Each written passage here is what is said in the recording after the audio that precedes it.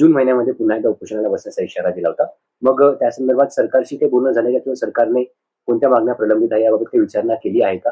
आणि उपोषणावर बसण्यावर तुम्ही ठाम आहात का? मला नाही वाटत ते उपोषण करण्याची वेळ येऊन देतील म्हणून. वाटत नाही, कारण देवेंद्र फडणवीस साहेबांनी जे आर काढलाच नसता. त्यांना जर मराठ्यांना आरक्षण द्यायचं नसतं, त्या सातारा संस्थांचा हैदराबाद गॅझेटियरचा त्यांनी जे आर काढलाच नसता. कारण हैदराबादच्या गॅझेटियरच्या जे आर नुसार मराठवाड्यातला सगळा मराठा हा कुणबी आहे. एवढंच आहे की दम्मानी जाईल असं वाटतंय मराठा समाज सगळा. आणि त्यांनी जर मराठ्यांची फसवणूक केली तर धनगर समाजासारखं होणार नाहीये मराठ्यांचं. आम्ही जेरी सांगू तुम्हाला, हो आम्ही मराठी आहेत, आम्ही शांत राहतो. तितक्या ताकदीनं हातपाय धुवून मागं सुद्धा लागतो. आम्ही फक्त भरोसा ठेवलाय फडणवीस साहेबांवरती की त्यांनी जे आर काढला याचा अर्थ गोरगरीब मराठ्यांचं ते कल्याण करतील. नाही केलं तर आम्ही इतके मागं लागणार त्यांच्या की त्यांनी स्वप्नातही बघितलं नसेल.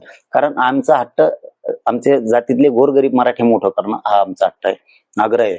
त्यांचं आमचं काही शत्रुत्व नाहीये. त्यांनी मराठ्यांसंग विनाकारण शत्रुत्व घेऊ नये फडणवीस साहेबांनी. आणि मराठ्यांचा प्रत्येक वेळेस अवमान करण्याची काही आवश्यकता फडणवीस साहेबांना नाही.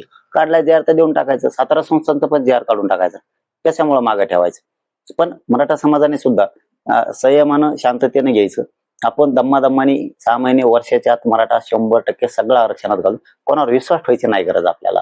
कोणावरती कुणी काही बोलला म्हणून त्याच्यावर विश्वास नाही ठेवायचा. खोट्या माहिती पसरणारे खूप लोक आहेत.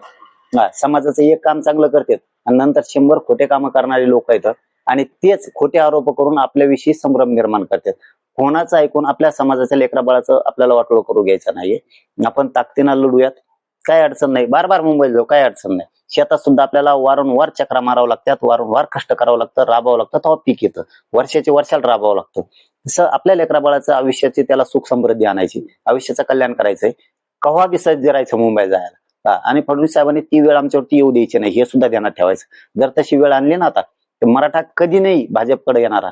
जो मराठा समाज भाजपकडे झुकलाय तो पुरा तुटनच, पण पळता भुई कमी करील.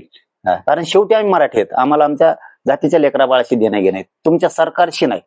तुम्हाला तुमचं सरकार टिकून ठेवायचं असेल तर मराठ्यांना बोललेल्या जेवढ्या कमेंट केल्या त्या पूर्ण करायची. आणि विश्वास वाटतोय की ते करतील. नाही केलं तर आम्ही सज्ज आहेत ना लढायला. काय घाबरायचं कारण आहे. जर जून महिन्यात पुन्हा एकदा उपोषण झालं तर त्यावेळेस तुम्ही मुंबईत जाणार असं मधल्या काळात तुम्ही म्हणाला होता. आणि मुंबईत गेल्यावर मुख्यमंत्री फडणवीसांनी आमची फसवणूक केली या भावनेतून मराठी मुंबईत जातील असं तुम्ही म्हटलेलं आहे. खूप आक्रमक होऊ शकतं मग ते नंतर. जून तर आता आलायच 2-3 महिन्यावर. मला वाटत नाही ते उपोषणला बसू देतील. पण माझं एक सरळ म्हणणं आहे की मराठा समाज 6 महिने वर्षाच्या आत सगळा मराठवाड्यातला आरक्षणात जाणार. पश्चिम महाराष्ट्राला सोज आहे. आपल्या 70-80 वर्ष नव्हतं मायबाप मराठ्यांना, जरा समजून घ्या. आपण हळूहळू जर गेलो तर जाणाऱ्याची संख्या, शत्रुत्वाची संख्या आपल्यावरती खूप आहे. आपण हळूहळू गेलो तर आपल्या लेकराबाळाचं आयुष्याचं कल्याण आपण करू शकतो. आपण फक्त दम्मानी घेऊ, गडबड नको.